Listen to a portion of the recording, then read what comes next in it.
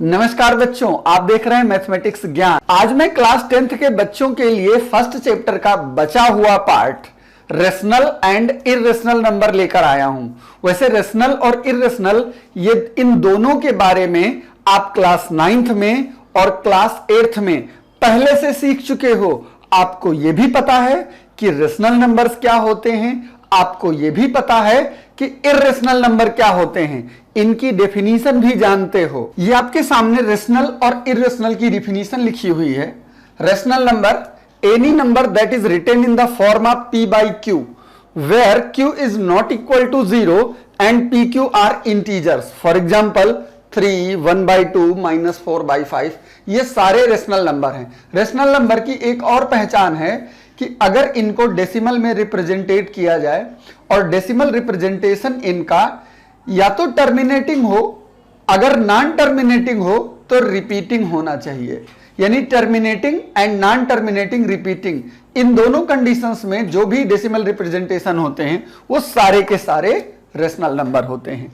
Irrational की बात करें तो इसी का जस्ट अपोजिट होता है। It can not be written in the form of p upon q where q is not equal to 0 and p and q are integers, for example √2, √3, √5 या फिर पाई भी एक इरेशनल नंबर है, लेकिन 22/7 इरेशनल नंबर नहीं है, वो रेशनल नंबर है। अब आप सोचोगे कि पाई और 22/7 की वैल्यू सेम होती है, बिल्कुल भी नहीं होती। पाई की वैल्यू 3.14 एंड उसके बाद के डिजिट चेंज हो जाते हैं, और 24/7 में 3.14 और उसके यानी कि 5 डिजिट के बाद पाई की वैल्यू और 22/7 की वैल्यू अलग अलग हो जाती है। 22/7 रिपीट होने लगता है और पाई की वैल्यू कभी भी रिपीट नहीं होती। इस वजह से 22/7 जो है वो रेशनल नंबर है और पाई इरेशनल नंबर है। इस पर डिस्क्रिप्शन आप क्लास 9th में सीख चुके हो। यहां पर हमें उस पर ज्यादा डिस्कशन करने की जरूरत नहीं है। यहां पे हम लोग इससे रिलेटेड एक थ्योरम केवल पढ़ेंगे और बस उसी के साथ रेशनल और इरेशनल का काम खत्म हो जाएगा। ये हमारे सामने थ्योरम फर्स्ट लिखी हुई है, जिसका यूज रेशनल और इरेशनल में किया जाता है। इसका यूज करके हम प्रूव करेंगे कि कोई नंबर रेशनल है या इरेशनल है। Let p be a prime number, किसी भी प्राइम नंबर की बात हो रही है। इफ p यानी वो prime number divides a square, यानी किसी अदर नंबर के स्क्वायर को डिवाइड कर रहा है, देन p डिवाइड्स a, तो p जो है उसके स्क्वायर रूट, भाई a स्क्वायर का स्क्वायर रूट a होता है, तो उसके स्क्वायर रूट को भी डिवाइड करेगा। Where a is a positive integer, अगर a की वैल्यू पॉजिटिव हो तो। इसको हम एक एग्जांपल से देखते हैं। सपोज करिए कि कोई प्राइम नंबर में ले लेता हूं, let p is equal to 2। ये प्राइम नंबर है। बात क्या हो रही है कि p divides a square and A square में कोई नंबर ले लेता हूं जिसका स्क्वायर रूट पॉसिबल हो, क्योंकि मुझे ए भी लेना है। तो ए स्क्वायर का मींस मैं 16 ले सकता हूं, मैं 4 ले सकता हूं, मैं 64 ले सकता हूं। कोई भी ऐसा नंबर जो 2 से डिविजिबल हो, क्योंकि कंडीशन है कि p divides a square. Here p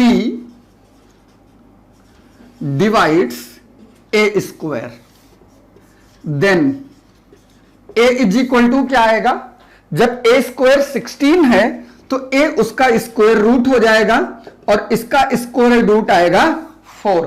अब आप खुद देख करके देखो कि क्या ये p इसको डिवाइड कर रहा है। This implies p divides a, और यही हमारी ये थ्योरम कह रही है। इसको प्रूव करने को नहीं पूछा जाता, लेकिन फिर भी मैंने आपको एक न्यूमेरल लेकर के दिखा दिया है। इसी तरीके से कोई भी हम न्यूमेरल ले लें। फॉर एग्जाम्पल अगर p इज इक्वल टू मैं 3 ले लूं और a square is equal to 3 का डिविजिबल कोई 9 ले लूं, तो इसका स्क्वायर रूट लोगे ये 3 आएगा। अब इस p से अगर 9 डिविजिबल है तो 3 भी डिविजिबल है। मैं कोई और ले लूं, p इज इक्वल टू 5 ले लूं और a स्क्वायर की जगह पे मैं कोई नंबर ले रहा हूं जिसका स्क्वायर रूट पॉसिबल है और p से डिविजिबल हो, सपोज करिए मैंने 625 ले लिया। अब अगर मैं इसका स्क्वायर रूट निकालूं तो ये 25 आता है। मतलब अगर p से a स्क्वायर डिविजिबल है तो a भी डिविजिबल होगा। इसका यूज करके एक क्वेश्चन बनता है प्रूव करने के लिए कि कोई नंबर रेशनल है या फिर इरेशनल, और इससे रिलेटेड एक क्वेश्चन एग्जाम में 3 मार्क्स के लिए पूछा जाता है। कंपलसरी पार्ट है, बोर्ड एग्जाम में बहुत ज्यादा इंपॉर्टेंट है। तो मैं ऐसा ही क्वेश्चन ले लेता हूं, ऐसा एग्जांपल ले लेता हूं जो बार बार बोर्ड एग्जाम में पूछा गया हो। ये आपके सामने एक क्वेश्चन है, इस तरीके का क्वेश्चन अक्सर एग्जाम में पूछा जाता है। बस फर्क क्या है, आपको √2 की जगह √3 दे देंगे, √5 दे देंगे, 2√3 दे देंगे, √7 दे देंगे, मतलब नंबर चेंज कर सकते हैं। आपको प्रूव करना है कि यह नंबर इरेशनल है। अब इरेशनल को क्लास 9th में भी आपने प्रूव किया था, लेकिन वहां पे आपने स्क्वायर रूट निकाला था।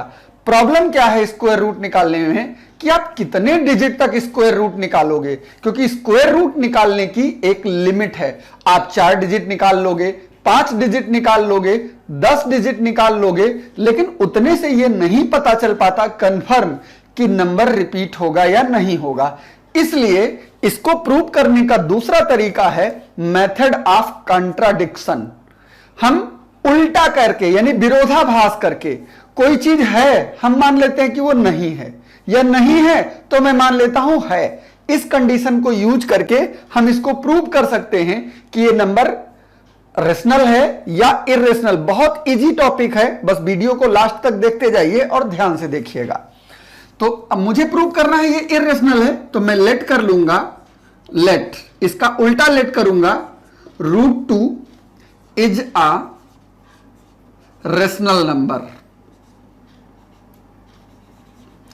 तो अगर रेशनल नंबर है तो मैंने आपको रेशनल नंबर की डिफिनीशन लिखवाई है कि कोई भी रेशनल नंबर a p/q के टर्म में हो सकता है। इसका मतलब हो गया कि मुझे इसके इक्वल में कोई 2 इंटीजर ऐसे मिल सकते हैं जिनका रेशियो यानी कि जो p/q के फॉर्म में हो।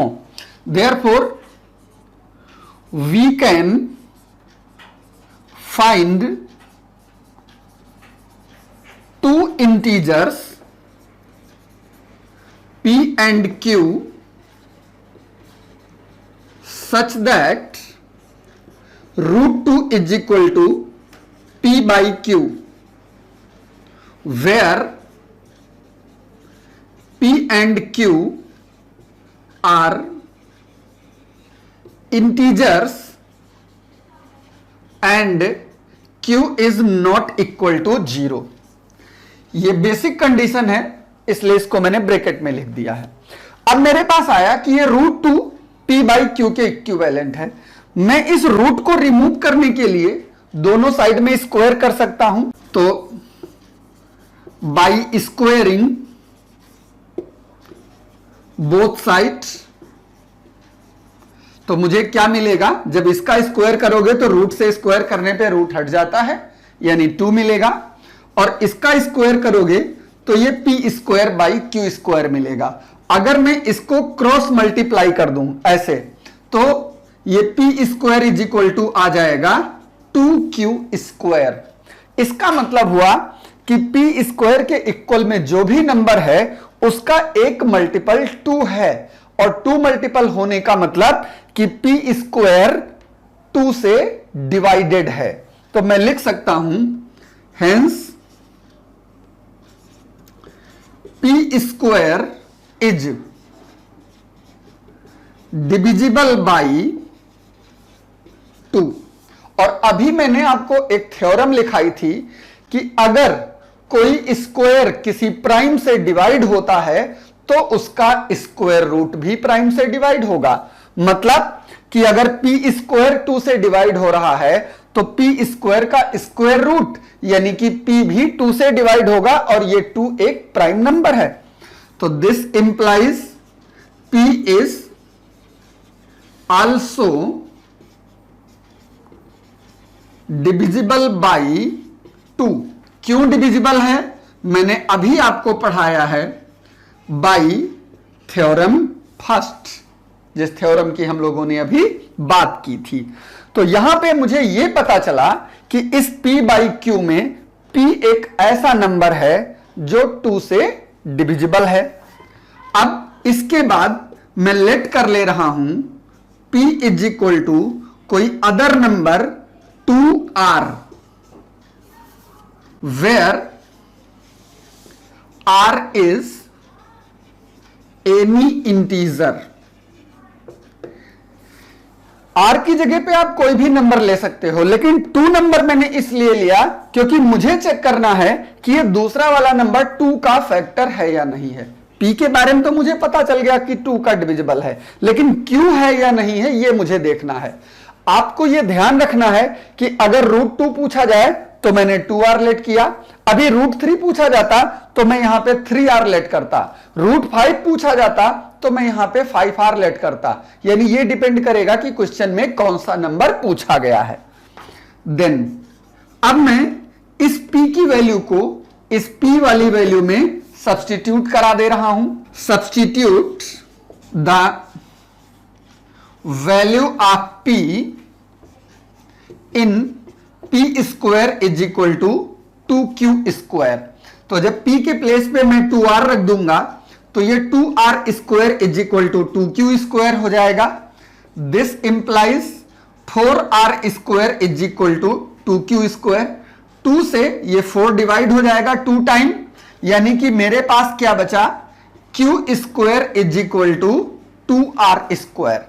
सेम वही कंडीशन आ गई, जैसे p square is equal to 2q square आया था, ऐसे q square is equal to 2r square हो गया। इसका मतलब मैं लिख सकता हूं हेंस q स्क्वायर इज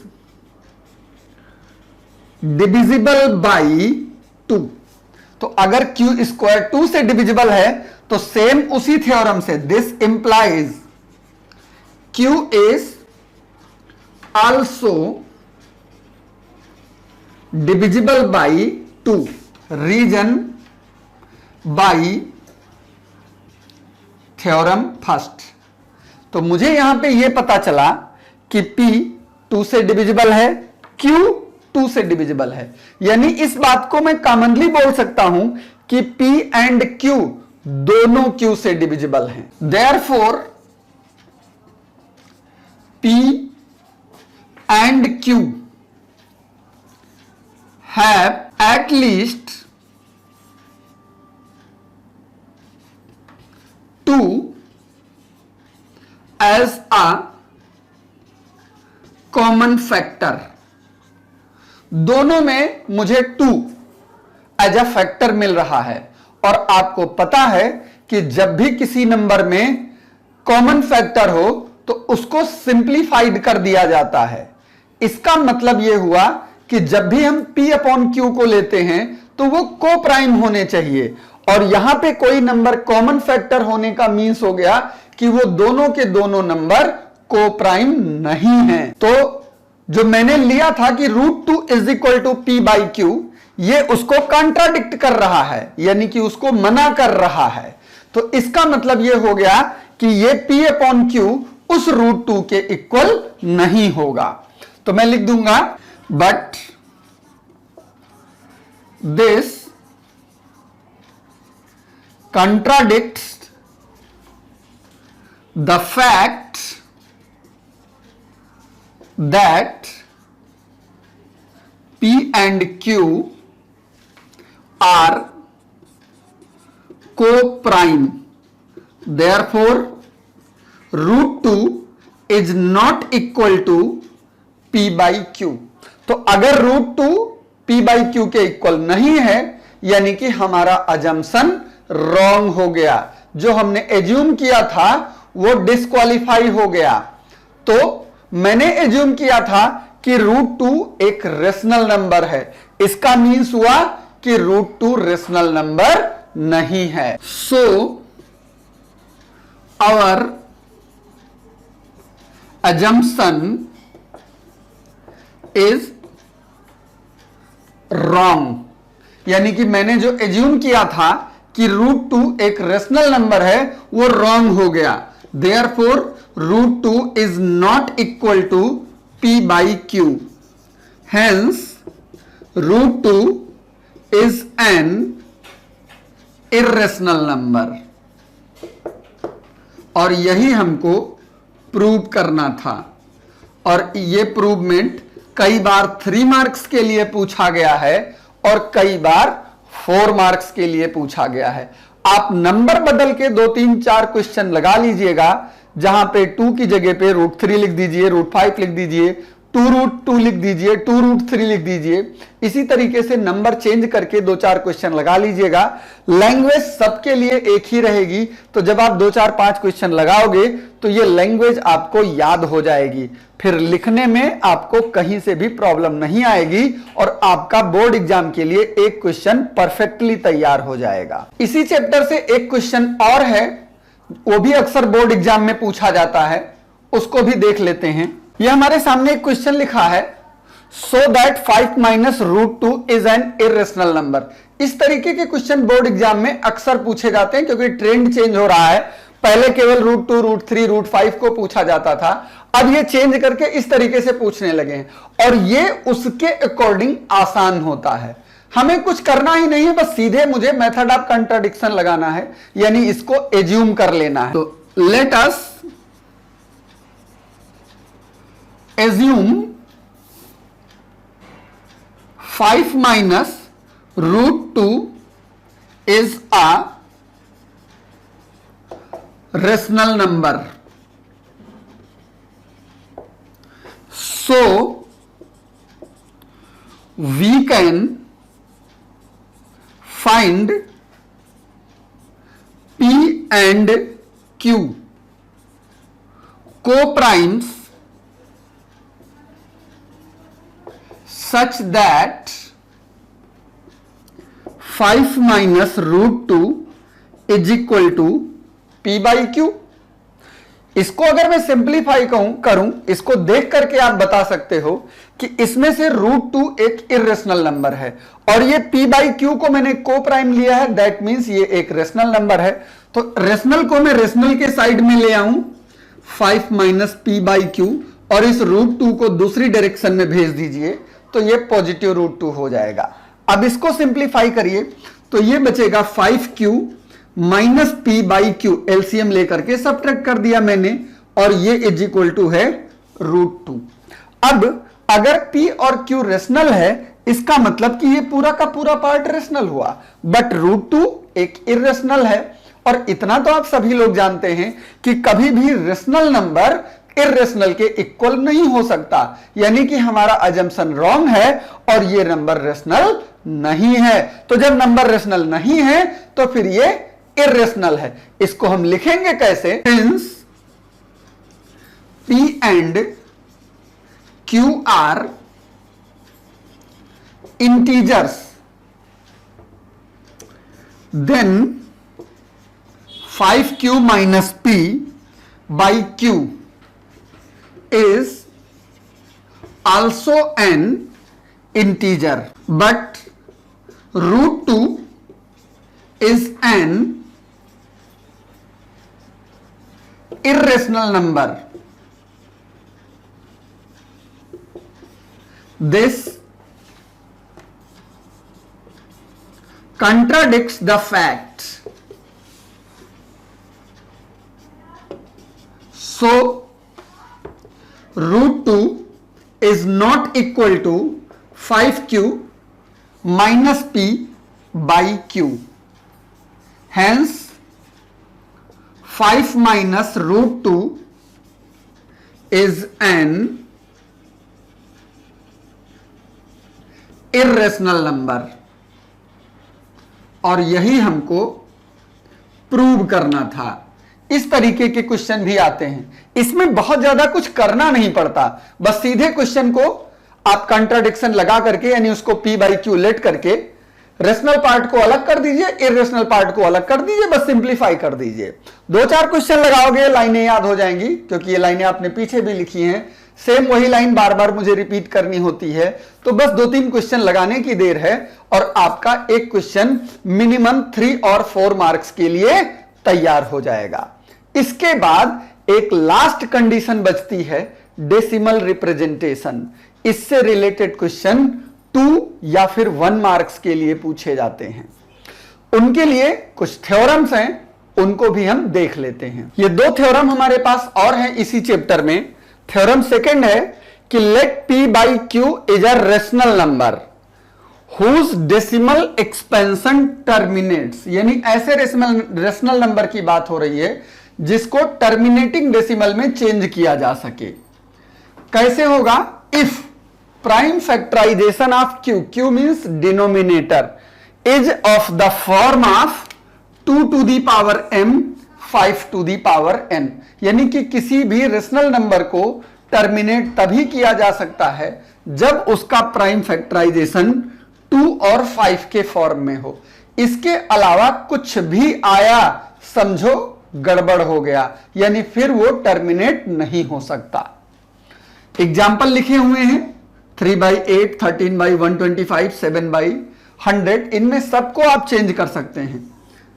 अगर मैं 3/8 की बात करूं तो सबसे पहले मैं पता करूंगा प्राइम फैक्टराइजेशन ऑफ 8। अब 8 का जो प्राइम फैक्टर होता है वो होता है 2 टू दी पावर 3, मतलब 2 इंटू 2 इंटू 2। अब 2 की पावर 3 को आप अगर इस फॉर्म से चेक करिए तो कहोगे सर 2 वाला तो है बट 5 वाला नहीं है। आपको इतना तो पता है कि किसी भी नंबर को हम 1 से मल्टीप्लाई करें तो कोई फर्क नहीं आता, और मैथमेटिक्स में 1 का मतलब होता है कि किसी की भी पावर 0। तो जब किसी की भी पावर 0 होती है तो उसको हम 5 टू दी पावर 0 लिख सकते हैं। अब जरा देखिए वो इस फॉर्म में हो गया, 2 और 5 दोनों फैक्टर मिल रहे हैं, तो मैं इसको लिख सकता हूं because prime factorisation of denominator is of the form of 2 to the power m into 5 to the power n. Hence 3/8 represents terminating decimal, और यही आपका आंसर हो गया। क्वेश्चन आपको दे देगा और आपसे पूछेगा कि ये टर्मिनेटिंग डेसिमल होगा या नहीं होगा, तो आपको सिर्फ लास्ट में जो भी टर्म दिया हो उसका प्राइम फैक्टर करना है, और अगर वो इस फॉर्म को डिनोट करता है तो फिर वो टर्मिनेटिंग डेसिमल है, और अगर इस फॉर्म को डिनोट नहीं कर रहा है तो वो टर्मिनेटिंग डेसिमल नहीं है। ये मैंने आपको लिखने का तरीका भी बता दिया। इसी तरीके से 13/125 और 7/100 को आप करके देख लीजिएगा और आप देखोगे कि ये दोनों भी टर्मिनेटिंग डेसिमल आएंगे, क्योंकि इनका भी प्राइम फैक्टराइजेशन इसी 2 to the power n m and 5 to the power n के फॉर्म में होगा। थर्ड थ्योरम है कि let p by q is a rational number whose decimal expansion non-terminating if prime factorization of q is not of the form, यानी अगर वो इस form में नहीं है, नहीं होने का मतलब कि ये दोनों आए या ना आए मैटर नहीं करता, लेकिन इसके अलावा कुछ और आ जाए जो ना तो 2 हो और ना ही 5 हो। तो अगर 2 एंड 5 के अलावा कोई फैक्टर आ गया, 3 हो जाए, 7 हो जाए, 11 हो जाए, 13 हो जाए, कोई भी प्राइम नंबर अगर आ गया other than 2 and 5, that means the decimal expansion of this number is non terminating. एक एग्जांपल करके देख लेते हैं। ये सारे नंबर आपको लिखे हुए हैं, मैं इसमें से कोई नंबर ले लेता हूं।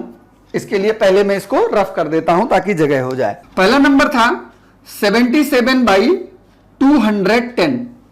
पहली चीज तो ये नंबर सिंप्लीफाई हो सकता है, तो जब कभी कोई ऐसा क्वेश्चन मिल जाए जिसको सिंप्लीफाई करना पॉसिबल है तो सबसे पहले तो आप उसको सिंप्लीफाई कर लो। ये 7 का डिविजिबल है, ये 11 हो गया, 7 3 जा 21, ये हो गया 11/30।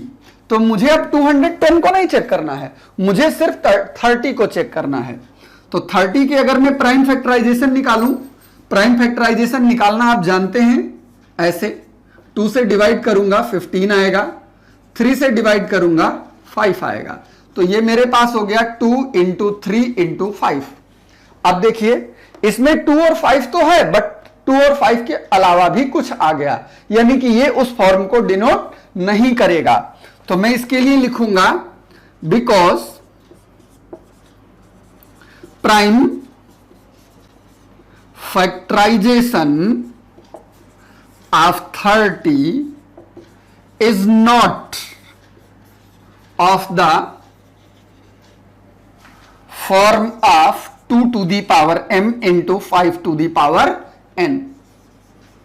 Hence 11 by 30